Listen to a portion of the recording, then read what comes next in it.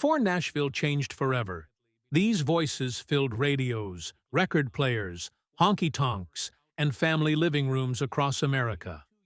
They defined the sound of 1970s country, and for those who lived through that era, hearing them today still brings everything rushing back.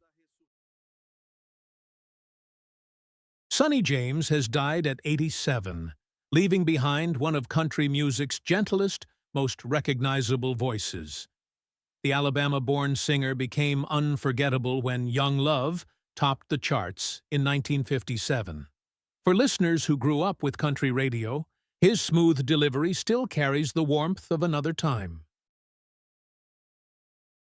Tennessee Ernie Ford died at 72, and American music lost a voice that seemed to belong equally to country radio, Sunday morning gospel, and early television. 16 Tons made him a household name in 1955, but older viewers also remember the easy humor and warmth he brought to television.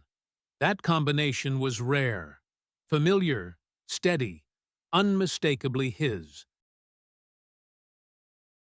Don Gibson died at 75, leaving behind songs that had already become part of America's emotional vocabulary. Born in Shelby, North Carolina, he carried loneliness into country music without making it sound theatrical. That was his gift. By the late 1950s, "Oh Lonesome Me" and "I Can't Stop Loving You" had pushed him into country's front ranks. The second song traveled far beyond Nashville, later becoming a massive hit for Ray Charles in 1962. "Sweet Dreams," another Gibson composition, also lived on through other voices. Patsy Cline's recording remains one of the best remembered. Gibson was inducted into the Nashville Songwriters Hall of Fame in 1973 and the Country Music Hall of Fame in 2001. Yet his real legacy may be simpler. He understood regret, quiet regret. The kind people carried home after work, heard on the radio at night, and never quite forgot. For an older generation, those songs are still tied to places, people, and years that suddenly feel much closer when his voice returns.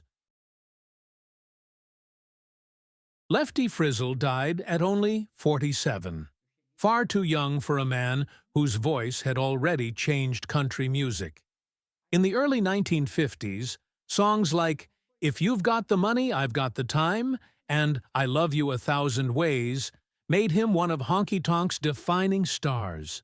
What made Frizzell different was the way he sang around a melody, stretching words, leaning behind the beat, making every line sound lived in.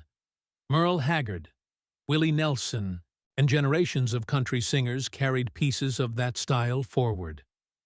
His life was not easy, and success did not smooth every edge. But when those old records play, the troubles seem to fall away for a moment. What remains is that voice. Loose, wounded, unmistakable. A sound that still feels like late-night radio from another America. Webb Pierce died at 69, leaving behind one of the strongest hit-making records country music had seen. During the 1950s, his voice seemed almost unavoidable on country radio, with songs like "There Stands the Glass" and "In the Jailhouse Now." He was flashy, unmistakable, and sometimes larger than life. But the records lasted because beneath all that style was a singer who knew exactly how heartbreak should sound. Ferlin Husky died at 85 after a career that never fit neatly into one box.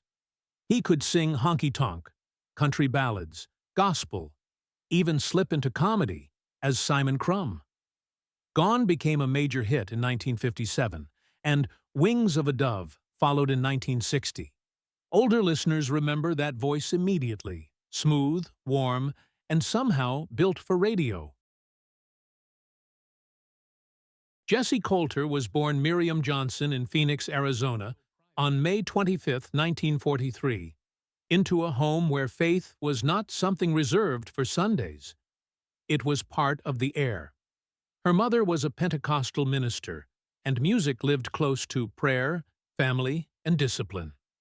By the time she was 11, Miriam was already playing piano in church. Not for applause, not for a career. Simply because that was where she belonged. That beginning mattered. Long before Nashville knew her voice, she understood what it meant to sit behind a keyboard and support a room full of people who were singing because they believed every word. Gospel gave her rhythm. Church gave her instinct. And growing up in Arizona gave her independence that never really left. As a teenager, she began to move beyond the church walls. Phoenix was changing, music was changing, and Miriam was curious. She met guitarist Duane Eddy, already becoming one of the most distinctive instrumental stars of the rock and roll era. In 1961, when she was still young, they married. That same year, she recorded Lonesome Road, one of her earliest attempts to step forward as a performer in her own right. The record did not make her famous. Neither did the next one.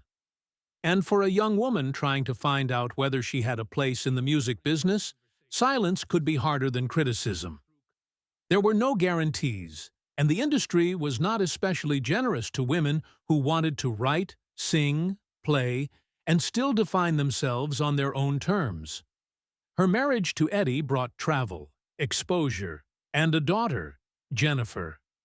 It also brought a life shaped around someone else's rising career. Miriam continued writing songs, and some of those songs found their way to other singers, but her own path remained uncertain. By 1968, the marriage was over. She returned to Arizona carrying the weight of disappointment, motherhood, and a question many women of her generation knew well. What happens when the life you thought you were building suddenly changes shape? She did not disappear. Instead, another chapter arrived almost quietly. She met Waylon Jennings, a Texas-born country singer with a deep voice, a restless spirit, and his own complicated history. They married in 1969. Around that time, Miriam Johnson became Jessie Coulter. The new name had an outlaw flavor, drawn from a story connected to her family past. It suited the woman she was becoming. Jessie sounded less cautious, more self-defined. In 1970, she released A Country Star Is Born, produced with help from Waylon Jennings and Chet Atkins. The title sounded confident. The marketplace was less convinced. The album did not become the breakthrough she hoped for. Again, she had to wait. And that waiting may explain something essential about Jessie Coulter. Her career was never a straight climb. It came in starts, pauses, disappointments, and returns. She kept writing anyway, stubbornly. Because before the fame, before the outlaw image, before the song that would make millions recognize her voice, there was simply a woman at a piano who had learned very young that sometimes you keep playing even when the room has not yet turned toward you. She had patience, but not passivity. Beneath the calm voice was an artist still deciding how much of herself she was willing to reveal. By the mid-1970s, Jessie Coulter had lived through enough uncertainty to recognize a real opening when it came. In 1975, Capitol Records released I'm Not Lisa. The song was strange for country radio in the best possible way. Quiet, intimate, almost conversational. Jessie did not belt it like someone trying to prove she belonged. She sang it as though she were sitting across from one person, telling the truth carefully. Listeners understood.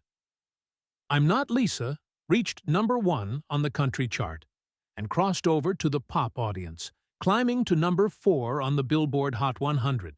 After years of false starts, Jessie suddenly had the kind of success that changed how people saw her.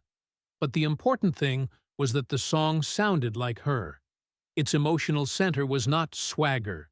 It was vulnerability. A woman trying to explain that she was not the ghost of someone else. Those themes fit Jessie more deeply than any marketing campaign could. Her album I'm Jessie Coulter followed, And What's Happened to Blue Eyes became another major country hit. At last, she was not simply being described as Waylon Jennings's wife. She had a voice the public could identify instantly. Then came 1976. Wanted. The Outlaws brought Jessie together with Waylon Jennings, Willie Nelson, and Tom Paul Glaser. The record became a landmark of the outlaw country movement and won the Country Music Association's Album of the Year award. For many listeners, that album captured a moment when country music seemed to loosen its collar and step outside the rules Nashville had built around it. Jessie was the only woman in that famous lineup. That mattered. She stood among rebellious men, but her strength was different. She did not need to sound dangerous.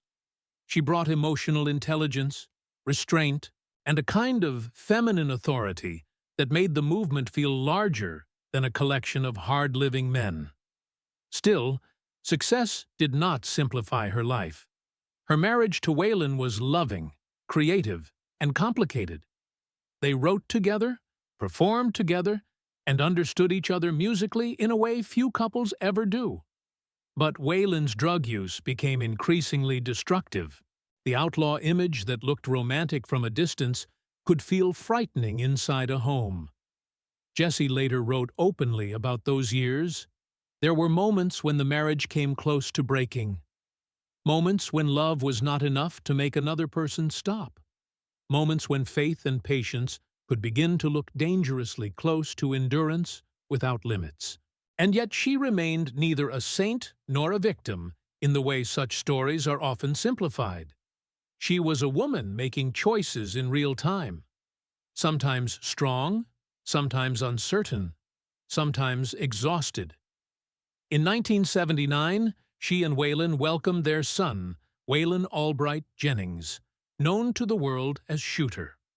Motherhood added another layer to a household already filled with music, travel, pressure, and instability. By then, Jessie had learned that fame could give a person a platform without giving them peace.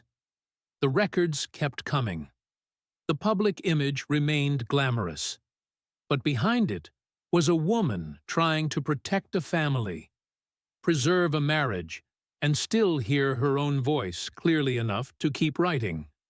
That may be why her best songs never sounded manufactured. She knew what it meant to love someone and still be afraid of what love could cost. The 1980s did not arrive gently for Jessie Coulter. By then, the outlaw country boom had cooled, musical tastes were changing, and the industry that had once celebrated her could move on with ruthless speed. Jessie continued recording, but the commercial spotlight narrowed. For an artist who had once watched I'm Not Lisa climb both country and pop charts, that change had to be felt. Still, the greater crisis was at home. Waylon Jennings's dependence on cocaine had become severe. His health, his finances, his moods, and the family around him were all affected by a habit that had long since stopped looking like glamorous rebellion. Jessie could not sing it away. She could not pray it away on command, and she could not make the decision for him. Their marriage nearly ended. That is one of the harder truths in her story. Love did not make everything noble. There were arguments, fear, anger, and limits. Jessie had children to think about. She had herself to think about. And she had to live beside a man whose public image sometimes hid just how badly things had deteriorated. Eventually, Waylon quit drugs in the mid-1980s. The change did not erase what happened, but it opened space for a different kind of life. Their marriage survived, and over time the frantic pace began to slow. Jessie's own career became quieter. That quiet was not the same as defeat. She recorded less frequently, spent more time with family, and allowed her life to exist outside the demands of chart positions. In 1984 came Rock and Roll Lullaby. Later, she made a children's album.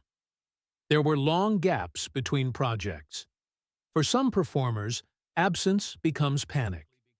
For Jesse, it became part of the rhythm. Then came the years when Waylon's body began to fail him. Diabetes and the complications surrounding it took an enormous toll.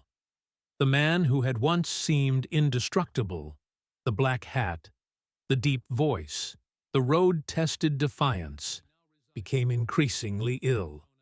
Jesse was no longer standing beside a rebellious star at the height of an era. She was standing beside a husband whose health was slipping away. Waylon Jennings died on February 13, 2002, at the age of 64. After more than 3 decades of marriage, Jessie was suddenly a widow. There is no useful way to make that kind of loss sound poetic. A person is there, and then they are not. For Jessie, grief did not lead to a quick public reinvention. She did not rush to explain herself. She lived with the absence. She carried the history, the brilliant parts and the painful ones together. In 2006, she returned with Out of the Ashes, her first album of new material in many years. The title said enough without pretending recovery was simple. She was older now. Her voice had weather in it. And perhaps that was the real transformation. The woman who had once fought to be recognized separately from the men around her no longer needed to prove anything. She had survived obscurity, sudden fame, addiction inside a marriage, motherhood, changing fashions, and widowhood. The next phase of her life would not be about reclaiming who she had been. It would be about discovering who remained. She had learned that a quieter life could still hold purpose, dignity, music, family, and room for another beginning. After Waylon Jennings died, Jessie Coulter did something that once seemed impossible during the chaos of the outlaw years. She became quieter and somehow more visible. Not through constant touring, not through chasing radio, through honesty. Her faith, present since childhood but tested repeatedly by marriage, addiction, grief, and disappointment, moved closer to the center of her work. In 2017, she released The Psalms, a deeply personal project built around biblical passages set to music. It was not designed to recreate 1975.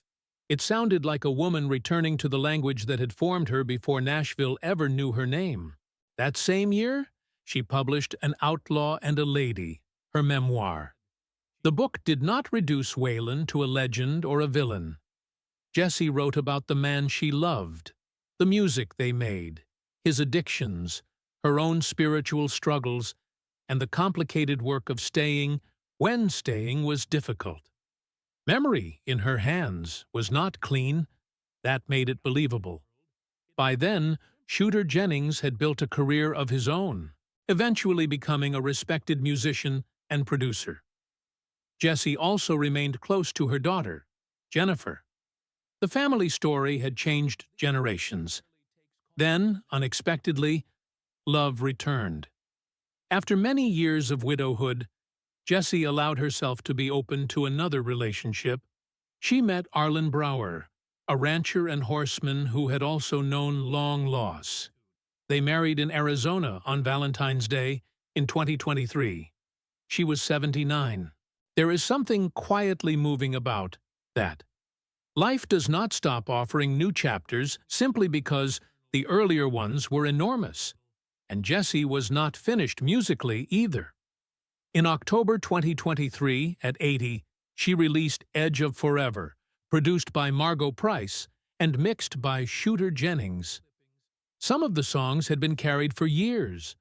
Others reflected more recent seasons of faith, loss, memory, and renewed love. She had once thought the Psalms might be her farewell record. It was not. That detail may say more about Jessie Coulter than any label such as First Lady of Outlaw Country. She keeps moving, not loudly, not desperately. At 83 in 2026, Jessie belongs to that rare group of artists whose importance is no longer measured by what appears on this week's chart. For women who heard I'm Not Lisa when it was new, she remains tied to kitchens, radios, marriages, heartbreaks, long drives, and years when country music sounded rougher around the edges. But nostalgia is only part of it. She also represents survival without pretending survival makes a person untouched. She has lost people. She has watched fame fade and return in different forms. She has lived beside addiction. She has questioned, forgiven, waited, rebuilt, and loved again. And she is still here, still writing, still speaking about music as something connected to feeling rather than attention, still surrounded by family, faith, memory, and songs that refuse to become museum pieces. Jessie Coulter's story does not end with Waylon, and it does not end with I'm Not Lisa. Maybe that is the point. At this stage of life, she is not trying to become the woman people remember from the 1970s. She carries that woman with her, but she has become someone else too. Older, weathered, softer in some places, stronger in others. And somewhere, perhaps near a piano, the next song can still begin.